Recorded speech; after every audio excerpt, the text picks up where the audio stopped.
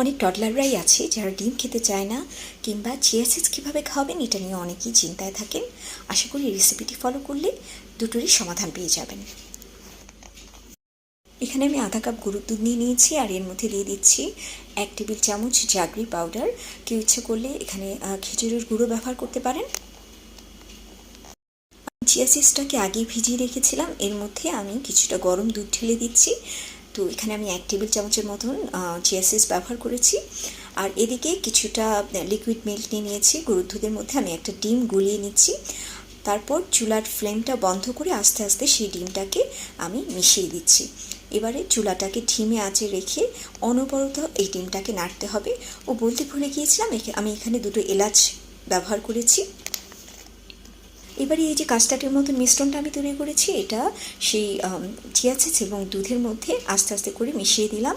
তো হয়ে গেল ডেজার্টটি। অনেক টডলাররাই আছে যারা ডিম খেতে চায় না কিংবা চিয়া সিডস কীভাবে খাওয়াবেন এটা নিয়ে অনেকেই চিন্তায় থাকেন।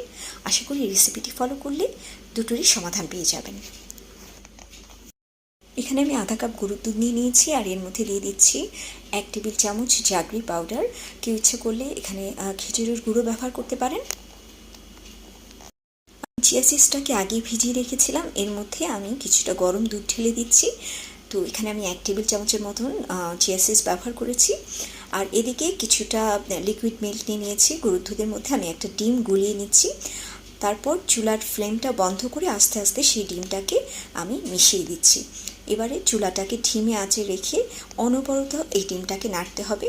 ও বলতে ভুলে গিয়েছিলাম, আমি এখানে 2টো এলাচ ব্যবহার করেছি। এবারে এই যে কাস্টার্ডের মতন মিশ্রণটা আমি তৈরি করেছি, এটা সেই চিয়া সিডস এবং দুধের মধ্যে আস্তে আস্তে করে মিশিয়ে দিলাম। তো হয়ে গেল ডেজার্টটি।